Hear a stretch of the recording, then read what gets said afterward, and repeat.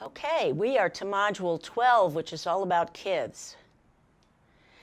My favorite example about communicating with children and parents is a long time ago, Nellis Air Force Base had a white-collar prison. And somebody I knew from when my husband was in Belgium was actually in charge of education out there and asked me to teach some parenting classes for these folks. Well, most of these folks, white-collar criminals, are doctors, accountants, whatever, who have stolen from somebody. Is the usual route, somebody somewhere. So they're fairly bright people. So I was talking to them about the idea that when their children are small, their children have no abstract thinking. And one gentleman, some of them are interesting, a little bit arrogant. Anyway, so one of them was really giving me a hard time that he didn't believe, they're usually anti-psychology and developmental knowledge, right? So he was giving me a terribly hard time about that. He didn't know what I was talking about and he didn't think it was right and blah, blah, blah, blah, blah. So I just kind of went on with what I had to say and say, well, it's true, whether you believe it or not.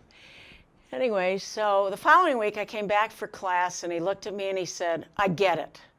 And I looked at him and I said, get what? And he says, well, my son is 6 years old. And we've told him, I've been here 6 months already. And we've told him that I'm not coming home for 2 years. And we've told him and told him and told him. And I talked to him on the phone the other day and he said, will you bring me home McDonald's for dinner? And I said, yes, you've got it. Because a 6-year-old has no concept of time. If you tell us 2 years, an adult, we know what time means, right? That's why they made that whole movie, Tyler Perry or somebody, with, are we there yet? Are we there yet? The kid gets into the car and says, are we there yet? Every 10 minutes, and the adult is saying, I just told you 10 minutes ago, it's 4 hours. It's 4 hours, So it's really important that you kind of always make sure that you understand when you're communicating with children that they do not understand abstract comments and that you have to keep it very concrete for them because their ability to understand time and other abstract things is very limited. And it's important for you to educate parents about that they may be able to use something like, watch this movie. When the movie's over there, we'll be at grandma's house, and use something concrete like the movie's not over yet. Keep watching the movie.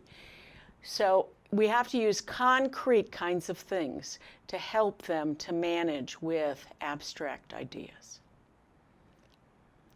So those of you that are interested in children, there's lots of good tips on communicating with children, about communicating with adolescents who sometimes can have a chip on their shoulder and they're upset because they're ill. They have sickle cell, they have diabetes, and they're an adolescent. And, adolescence is tough enough. And kind of sorting out who you are and where you're going and who your friends are going to be. And then you have to deal with a lifetime illness. That's difficult. So we need to be sensitive to their moods and their temper tantrums and not think they're a bad person, or just gradually teach them to manage their emotions in a more healthy way. Thank you very much.